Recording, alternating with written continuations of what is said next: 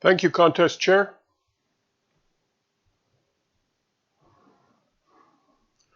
Tell me, how many of you have been in prison?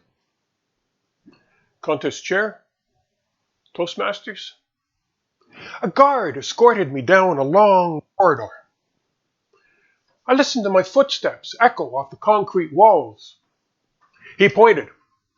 Second room.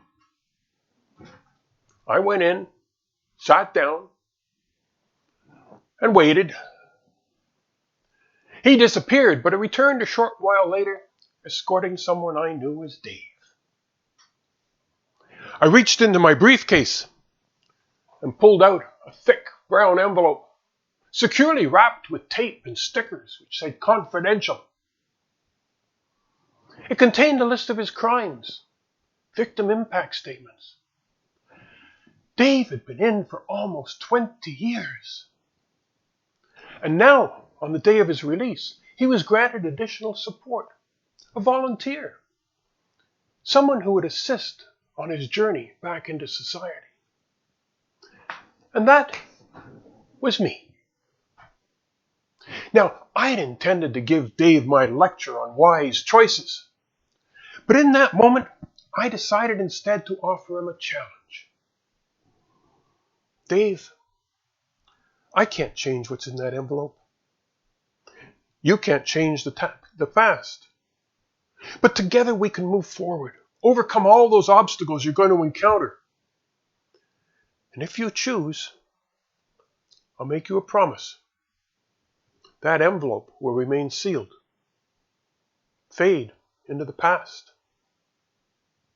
Now our coordinator, Sue, had dropped by. She had to sign the papers to get him out of there. She had the keys for his apartment. So I agreed to drop by the next day to check it all out. It was nice. To celebrate, we went shopping. And as we walked along, we talked until we got to a thrift shop which operated out of the basement of a church. Dave bought a couple of things for the kitchen and a lamp. As we walked back up the stairs, we heard the choir practicing in the sanctuary, so we went in and sat down to listen. He turned to me and said, I was a music teacher back then, before everything went wrong. There were a couple of boys at the school. Will God forgive me for what I did to them? Dave, we're looking forward, not back. His eyes welled up with tears. He collapsed into my arms and we embraced. It's okay. I've got you. I won't let go.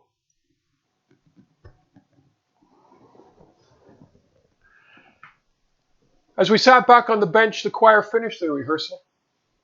The director came over to introduce himself, and Dave mentioned his passion for music. He said, well, why don't you join us? We meet twice a week.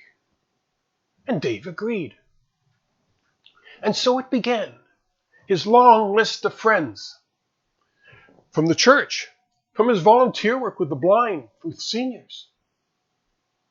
And then there was his 65th birthday party. The place was packed. Everybody lined up for cake. But can you tell me how you blow out 65 candles without setting fire to the whole table? But these were his friends. This was his world now. It was a few weeks later I was rummaging through the bottom drawer of my desk, and I came across that brown envelope. I decided to return it to our coordinator, Sue. So I drove by and dropped it on her desk. And she looked up. You never even bothered to open it. Hey, Dave and I had made an agreement on that day, years ago, that if he never looked back, neither would I. Friends, I know we don't live in a perfect world. As a young boy, I suffered the humiliation, the pain of abuse, the fear when suddenly there was no place to hide, nowhere to run. My cries only heard by God. Please, Lord, make the bad dreams stop.